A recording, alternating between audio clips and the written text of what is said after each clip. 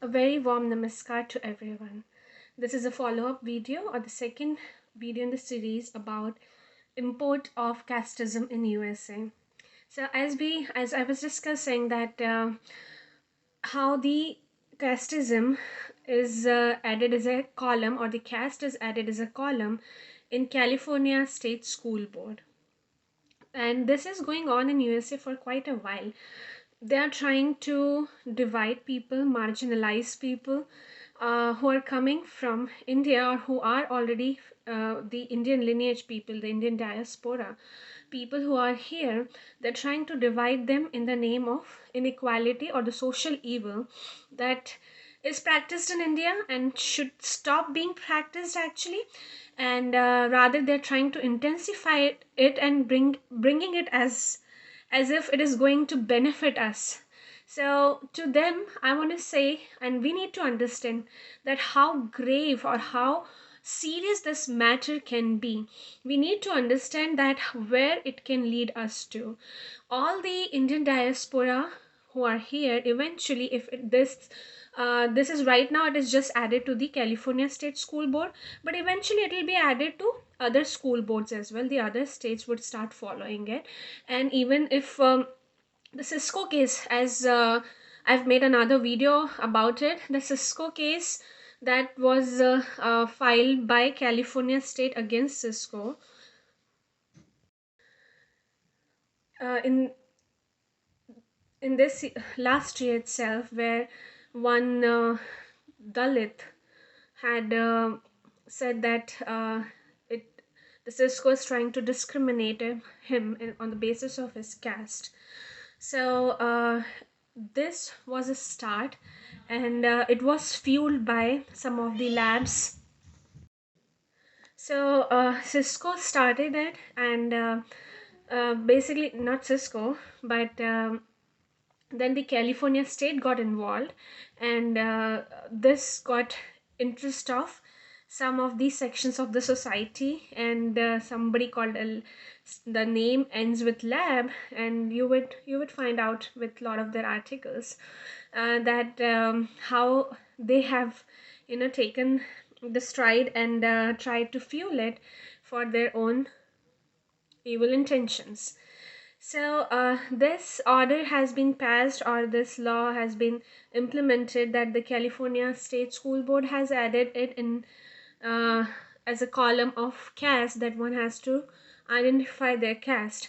Now think about all the people in the corporate sectors, or the students, even the parents of Indian diaspora who come here, and they do not tell their kids about the caste and casteism, because they left it behind in Bharatvarsh, and they don't like to acknowledge it. They don't teach their kids, and a lot of parents try to raise the concern. A lot of other students who are aware of these scriptures and aware of the situation that casteism was introduced with the colonial invasion in India, and it got rather more intensified, I should say.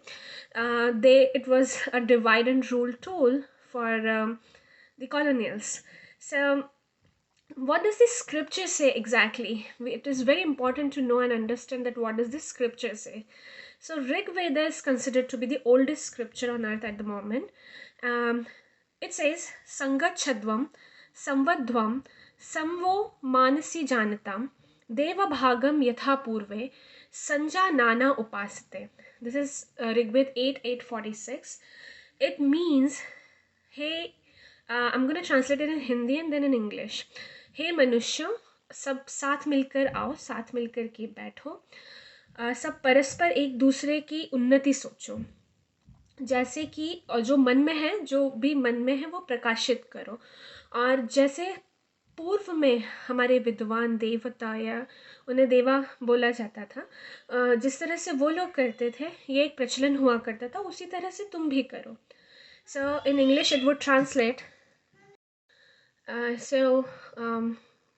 the fellow humans come together, sit together in each other's fellowship, and reflect your inner knowledge, your enlightenment, and try to think about the development of each other, how, or the prosperity of each other, that how the other person can prosper. Try to give them the knowledge that you behold. And this used to be a practice in the Satyuga or Jnana Yuga, which was the age of knowledge and wisdom. And that's when Rigved is the essentially the oldest scripture known to humanity. So when the Rigved says so, then I'm surprised that where are the labs missing, or where are the propagandists missing? Basically, what concept they do not understand, that it is clearly been said, and they do not talk about jati, casteism. They talk about varna based on one's profession, and it is not decided by birth, but what kind of wisdom or knowledge one holds, what kind of wisdom one has or the person has. It is based on that, and then eventually it can be divided into the base of professions. What is one practicing? What profession? What is one's profession? It is based on that. So they're missing a lot of scriptural knowledge, definitely, and they're not interested in it. They don't seem interested in it because they want to practice and continue the social evil in this country too. Manusmriti is the latest scripture that talks about casteism, or it tries to clarify its stand on casteism, that what Sanatan says about casteism. So 1065 from Manusmriti says, Shudro Brahmanatameti Brahmanaschaiti Shudratam Kshatriyaj Jatamevam tu Vidyat Vaishyat Tathaivacha, which means the Shudra can attain the position of the Brahman, and the Brahman can sink to the position of Shudra. The same should be understood for the caste of the Kshatriya or of the Vaishya. Basically, that what they're trying to say here is that they are interchangeable, which means they do not depend on birth, right? It is as clear as that. They do not depend on birth, but it depends on what knowledge one holds. So if, let's say, a person is Shudra and is practicing something, but enriches oneself with the kind of knowledge, attains the knowledge that can improve it or promote oneself itself to the position of Brahmana. And same can go with Kshatriya and Vaishya as well. And this is very important to understand, that this is not based off birth, but what is based off is knowledge and wisdom one holds. So I hope that this whatever they have added as a column of caste in California State School Board, our Hindu organizations would oppose it, would try to consolidate, and would try together and revert, and otherwise this social evil would continue here in United States, which would be very unfortunate, not only for